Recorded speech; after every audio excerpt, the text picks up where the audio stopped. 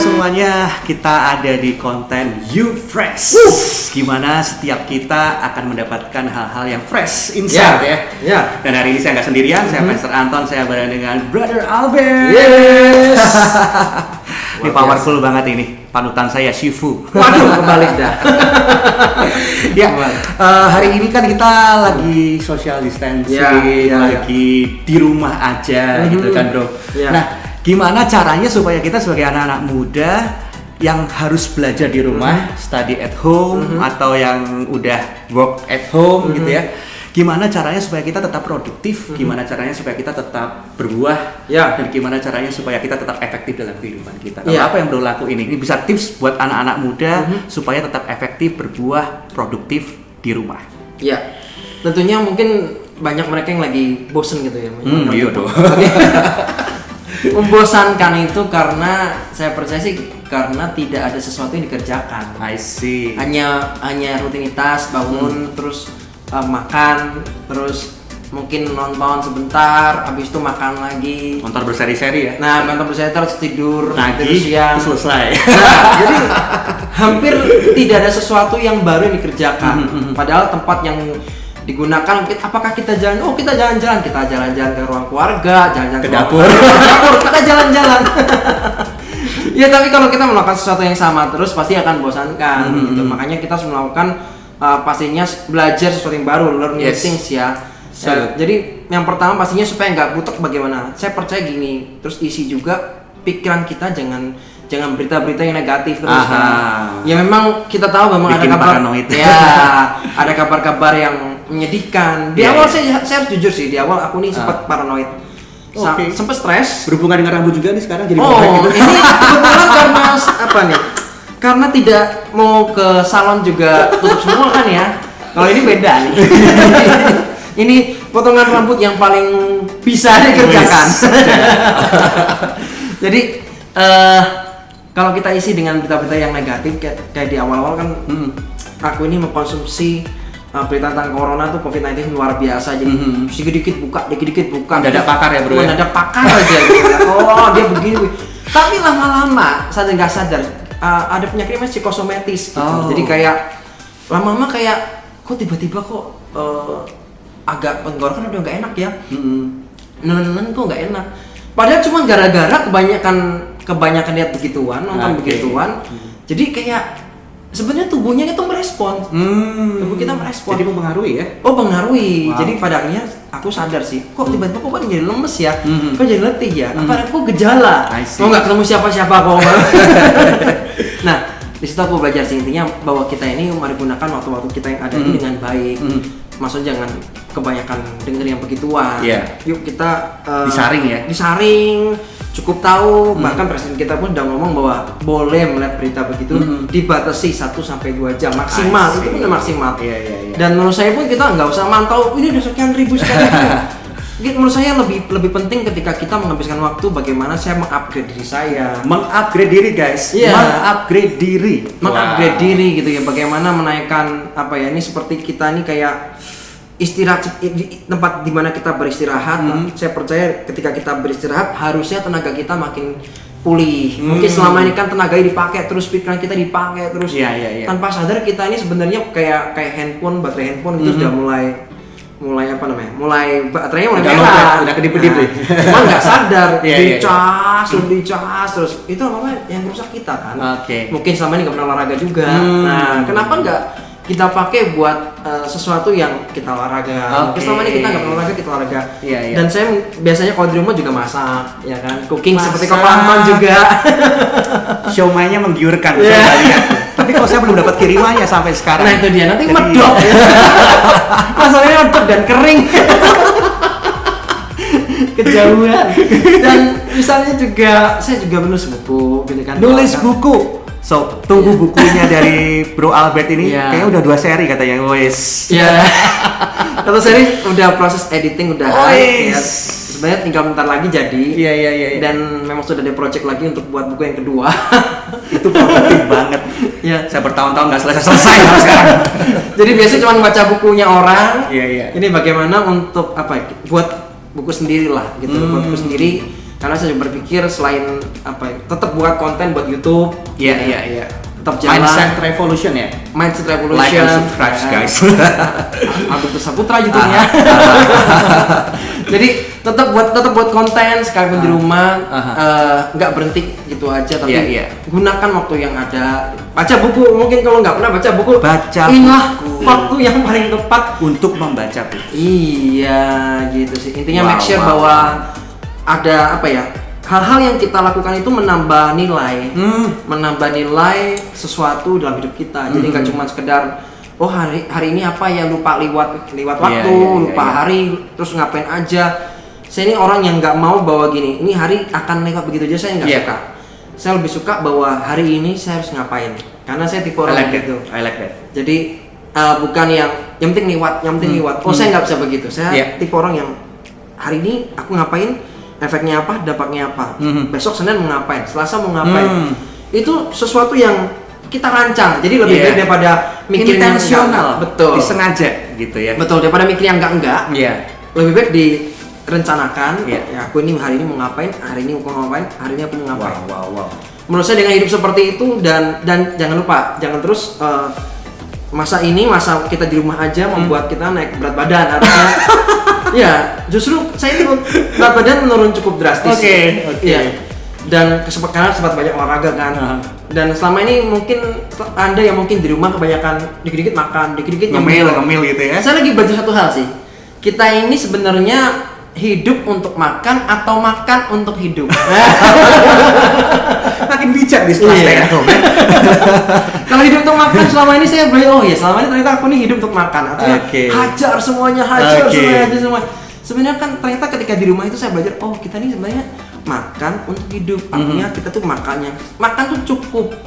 Makan cukup gitu kan, istirahat cukup, semua serba cukup. Jadi itu yang buat kita jadi sehat. Semua yang over tuh kan berlebih pasti so good. Jadi teman-teman, yang pertama tadi dari Bro Albert tadi bilang bahwa jangan biarkan satu hari pun selesai dengan sia-sia. Berlalu dengan sia-sia, ngabisin nonton drama Korea nggak selesai-selesai. Nah, itu dia gitu ya. Walaupun saya nggak bilang itu nggak berguna, tapi harus dibatasi gitu ya. Nah, yang tadi juga disampaikan bahwa kita harus dengan sengaja mengupgrade diri.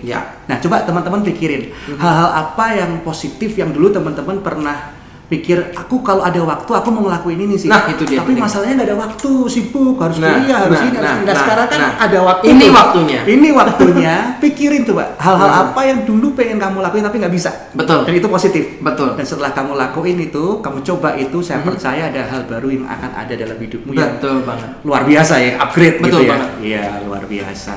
Dan sebenarnya ini kesempatan juga sih. Maksudnya kesempatan untuk kita tuh menemukan kalau lihat sosmed gitu ya, kebanyakan orang kan cuman sibuk comparing, kenapa si A itu bisa begini, si B begini, hidupnya begini, si A kok bisa begini. Ini kesempatan kita untuk menemukan sebenarnya keistimewaan hidup kita tuh apa sih? Oh wow. Ya kan, saya belajar sih gini, bukankah ini nggak peduli kaya dan miskin, semua kita ini kan ditebus oleh, kebetulan kita habis pasca kan, cuma ada juga. Kita semua kan sudah ditebus oleh darahnya yang mahal. Ya, darah yang mahal bukan darah yang murah. Artinya kalau barang yang mahal itu pasti punya keistimewaan. Ya kan? Punya keistimewaan, punya keunggulan dong. Masa barang mahal tapi nggak punya keistimewaan tuh nggak mungkin. Pasti punya keistimewaan. Nah, saya percaya bahwa orang yang sibuk untuk menemukan keistimewaannya, keunggulannya dia pribadi, apa sih yang Tuhan sudah invest dalam hidup saya, dia nggak sibuk untuk comparing hidupnya orang. Wow. Dan dari situ, disitulah kita menemukan ternyata Tuhan tuh, kita tuh kaya sebetulnya. Kaya dengan sesuatu yang mungkin selama kita nggak sadar. Tensi tersembunyi. Betul. Hidden treasure. Betul. Ternyata ya ampun banyak banyak hidden treasure-nya, banyak harta karunnya tuh banyak. Cuma selama ini mungkin karena kesibukan membuat kita seperti terpendam. Dan karena terlalu sibuk comparing sampai nggak lihat sesuatu yang luar biasa di dalam diri kita sendiri ya. Betul. Gitu. Wow, so good. Jadi teman-teman, hari ini yuk cek ya apa yang selama ini terpendam ya. Yang dulu pengen nulis, sekarang waktunya nulis. Yang dulu pengen belajar masak, sekarang waktunya masak. Siapa tahu punya kitchen sendiri, punya apa namanya, restoran sendiri ya. Online gitu kan bisa. Siapa tahu nemu resep. Nah, kebetulan saya juga bisa nemu resep tadi Pak. kemarin kan kalau nggak salah kan ada yang namanya telur awan. Wis. Nah, ini kok jadi acara masak ya guys? Ya, ya itu learning tips jadinya begitu. Oke. Telur ceplok itu biasa. Tapi bagaimana memodifikasi sehingga ini menjadi sebuah ini kayak telur ceplok tapi bukan telur ceplok, tapi menemukan ada tes yang baru dan jadi ada tekstur yang baru gitu kan. Kayaknya ketemu tadi, ya kan? Tadi malam ketemu. So teman-teman ya itu ya discover itu terus. Yes. Dan pada akhirnya nanti kalau masa ini selesai ya kita bisa normal seperti sedia kala, tapi akan jadi lebih baik sih. Nah, pasti harusnya ya, harusnya ya. Dan pasti setelah itu kita masa itu selesai, kita sudah banyak belajar hal yang baru dalam hidup kita. Oke. Nah, yang kedua juga mungkin kita juga bisa untuk jadi berkat keluar. Tadi kan jadi berkat untuk diri kita sendiri ya. Gimana caranya supaya kita tetap walaupun kita stay at home di rumah, gimana caranya kita bisa jadi berkat di luar? Kalau saya biasanya sih bikin live Instagram. Sampai ada programnya namanya STT sayang tipis-tipis. Kenapa tipis-tipis? Sayang tipis-tipis tapi isinya nggak tipis. Oh, iya. Luar biasa. Ya, jadi ringan tapi berbobot. Insightful ya. Ya betul. Luar biasa. Live Instagram yang aku juga buat live Instagram, kemudian juga bikin konten. Iya. Buat YouTube ya pasti konten yang positif ya, jangan yang sebaliknya. Karena saya juga fokus pelayanan saya juga di anak muda gitu ya, generasi milenial. Dan ini saatnya juga kita juga memberikan pengaruh ya pasti pakai sosmed. Yang paling baik sosmed, saya bersyukur dengan sosmed gitu ya. Mungkin kalau teman-teman yang belum pernah ngelewatin masa-masa terdahulu kan nggak ada sosmed gitu ya. Jarang banget dulu. Tiba-tiba Friendster aja nggak begitu. Ketahuan usia nih. Ketahuan usia juga. Tapi bagaimana kita mau ngingetin mereka begini sih. Kalau dulu misalnya kita sampai dipanggil diundang untuk pelayanan keluar, nggak ada sosmed bahkan dulu kan. Sekarang tuh sebenarnya memudahkan kita untuk memberikan sebuah influence, memberikan pengaruh. Dengan begitu mudahnya, dengan begitu luasnya, dengan sosial media. Dan inilah saatnya kenapa nggak digunakan? Oh wow, so good. Iya. Karena memang generasi milenial dan Z ini gadget itu bukan sekedar alat ya, tapi kepanjangan tangan mereka. Betul. Gitu. Dan kalau yang mereka lihat itu isinya konten-konten yang melemahkan, itu dia. Discouragement ya kacau juga sih. Betul. Gimana caranya kita juga jadi orang-orang yang mengisinya dengan sesuatu yang positif, yang benar. Betul. Sesuai dengan firman Tuhan yang itu membangun gitu. Iya, itu dia. Karena kan gini, kalau kita salah mendengar, salah mendengar nih, menarik. Kalau kita salah mendengar itu bisa membuat kita kehilangan pengharapan. Makanya kalau kita dengar berita COVID-19, kita akan kehilangan pengharapan. Tak tambahin lagi, belum ada obatnya, vaksin belum ditemukan. Ya kan itu membuat kita, waduh gimana ya? Jadi pikiran terus. Kalau kita tuh mengisi salah mendengar dengan mendengar seperti ini terus, maka kita akan kehilangan pengharapan. Akan no hope. Bagaimana kalau aku kena? Terus jadi paranoid sendiri. Iya. Ingat ketika kita takut, justru imun kita akan berkurang. Ya kan? Bukan imannya makin bertambah, tapi imunnya makin berkurang. Saya butuh iman, kita butuh imun. Ya kan? So good. Iya. Terus kehilangan pengharapan. Kemudian paling penting adalah kehilangan iman pastinya. Kalau udah lag yang pertama ini, pasti yang iman juga pasti akan berpengaruh. Iya. Juga sama ketika kita ini mendengar berita tentunya kabar baik. Iya. Saya ingat di Alkitab itu ada wanita pendarahan.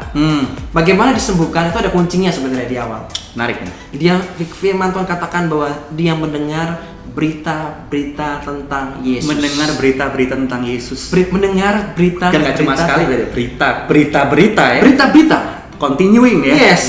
Jadi cukup intensitasnya tetap ada gitu. Iya. Dan dia mendengar berita-berita tentang Yesus ketika dia no hope, nggak ada pengharapan. Di kondisi yang seperti ini, di kondisi yang begitu berat ini, seperti nggak ada harapan, udah diusahakan pergi kemana-mana. Mungkin sama juga sekarang mungkin. Kondisinya sangat sulit, terus wabah di mana-mana, tambah susah. Sepertinya nggak ada pengharapan. Tapi sesungguhnya kalau kita mendengar berita-berita kabar baik, berita-berita tentang apa yang Yesus sudah lakukan, saya percaya bahwa akan muncul namanya iman. Yes. Itulah mengapa wanita pendarahan ini bisa berkata bahwa asal ku jamah jubah-jubahnya saja aku akan sembuh. Dan disitulah konklusi dari apa yang dia dengar. Betul. Dan akhirnya dia eksekusi. Betul. So good. Oke, jadi bisa saya simpulkan ya dari teman-teman UFers semuanya, hari-hari ini justru teman-teman harus produktif di sosial media untuk memberitakan hope, memberikan harapan, kabar baik lewat konten yang teman-teman bikin. Gimana teman-teman bisa encourage teman-teman yang lagi kesepian, yang lagi bermasalah sama percintaan, yang lagi menghadapi lowest moment dalam hidupnya. Dan saya percaya ini akan jadi sesuatu yang akan menjadi berkat bagi banyak orang. Wow. Satu lagi bro, wabah corona ini sebenarnya menurut saya sih ada sisi baik gini. Ini menguji banyak hal. Menguji hubungan. Gak bisa ketemu soalnya. Gak bisa ketemu. Ya kan? Iya. Ini kesempatan yang luar biasa bagaimana kita semua diuji. Bahkan gereja pun diuji. Kalau aku jago sih, karena aku dulu long distance sama dia. Tidak semua orang teruji di situ. Just kidding. Untuk gereja misalnya, bagaimana menjadi the real church gitu ya, menjadi gereja yang sebenarnya. Sama juga ada hubungan, bagaimana hubunganmu tuh ketika dari seperti ini nggak ketemu, bagaimana apakah tetap hatimu tetap sama, cintanya kasihnya tetap sama gitu ya. Ini kesempatan sih sebenarnya, ini menguji banyak hal. Untuk menguji visi atau ambisi. Ya, kan? Mungkin selama ini kita, ini saya punya visi. Apakah ini benar sebuah visi? Ataukah ini cuma sekedar ambisi? Dan menurut saya semuanya itu akan diuji lewat yang namanya waktu. Dan disinilah waktu yang terbaik untuk menguji semua. Come on. Jadi intinya bahwa kita tetap bisa menjadi terang walaupun di tempat yang terbatas. Betul banget. Walaupun di rumah aja. Betul banget. Iya. Jadi yang pertama teman-teman, isi dirimu dengan sesuatu yang mengupgrade hidupmu. Yang kedua, teman-teman bisa jadi terang ketika teman-teman bisa menyampaikan kabar baik itu dengan konten-konten, dengan Instagram, engage itu dengan social media. Nah yang ketiga, mungkin juga ini waktunya kita ngelis ya. Di handphone kita, di gadget kita ngelis nama-nama orang-orang yang mungkin coba doa ya, Tuhan. Kayaknya hari ini aku pengen nguatin siapa gitu ya. Itu harus spektakuler ya, nggak harus spektakuler. Ya.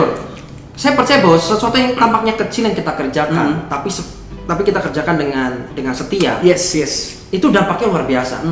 Yang saya kerjakan hari ini juga demikian. Wah, ini menarik nih. Jadi teman-teman perlu dengar nih. Jadi emang yang saya kerjakan tiap hari, makanya nggak mau sekedar hari ini lewat, tapi hari ini gini. Hari ini aku mau kontak siapa yang harus aku kuatin. Betul. Hari ini siapa yang mau aku encourage, aku kasih empower. Jadi lebih mikir seperti itu. Misalnya kalau saya gereja mana yang harus saya encourage, leader mana yang harus saya encourage. Jadi saya lebih mikir untuk jangan sampai hari ini berlalu begitu aja tanpa kita ini tidak melakukan sesuatu yang yang membangun orang. Percayalah, ini banyak hal yang kita bisa kerjakan. Misalnya Anda bingung mau ngapain nih aku ya? Mungkin Anda tergabung di suatu sel group. Anda ketua sel grupnya. Kenapa sih misalnya hari Senin saya mau kontak si A, si B, nanya aja apa kabarnya, kan? Tanya kabar walaupun mungkin mereka nggak sakit, kondisi mereka baik, tapi menurut saya tetap kita harus menjalin hubungan dengan mereka. Itu kita hadir dalam hidup mereka di masa-masa yang nggak mudah seperti ini. Siapa tahu mereka lagi ada masalah dan kita bisa bantu mereka. Mereka mungkin ada keluhan apa. Jadi kemarin juga ada sempat satu pastor juga waktu saya kontak dia, saya telepon beliau dan dia share apa yang terjadi di gerejanya, banyak jemaat yang di PHK dan yang lain. Dengan kita tuh bisa, walaupun kita nggak bisa membantu banyak, kita bisa ngasih sebuah ide, ngasih solusi. Coba deh online deh, coba buat ini, coba buat ini, coba jualan ini. Jadi emang kita nggak bisa membantu terlalu banyak, tapi minimal kita ada sesuatu yang kita bisa kerjakan untuk membantu orang lain. Kita nggak bisa lakukan semuanya, tapi kita bisa lakukan sesuatu ya. Betul. Wow. Jadi teman-teman please hari ini be intentional untuk cek nama teman-temanmu yang mungkin udah lama teman-teman nggak hubungi. Dengan sengaja hubungi mereka, kuatin mereka. Atau mungkin biar nggak awkward gitu ya. Kalau udah lama nggak telepon, tiba-tiba kita telepon, dikira kita mau minta duit bro. Ya, kita bisa bikin voice note. Iya. Voice note bisa. Dengan voice note itu kita rekam, kita doa. Hai apa kabar? Aku kok pengen doain kamu nih. Nah setelah itu kita kirim waktu mereka dengar, wah iya ini orang betul nih gitu ya, bisa juga ya. Oh bisa banget. Itu salah satu teman kita juga seperti itu kan. Emang dia Koko Cici kayaknya berdoa. Wah itu powerful banget sih. Man, itu nyentuh banget asli. Itu nyentuh banget. Mungkin bagi orang lain, apa sih cuma doa? Loh. Tapi bagi orang-orang yang sungguh membutuhkan, itu seperti kayak itu lagi padang gurun lagi kering, dikasih tetesan air itu kayak gitu loh, nyes gitu. So good. Oke. Nah, yang terakhir nih, yang terakhir. Lalu apa yang akan kita lakukan selain tadi kita sudah upgrade diri, lalu kita jadi berkat lewat sosial media di rumah aja, lalu yang ketiga kita mulai intensional menghubungi teman-teman yang sudah lama tidak kita hubungi. Yang terakhir apa nih? Ya pastinya kita menjadi apa ya? Kita bisa membantu.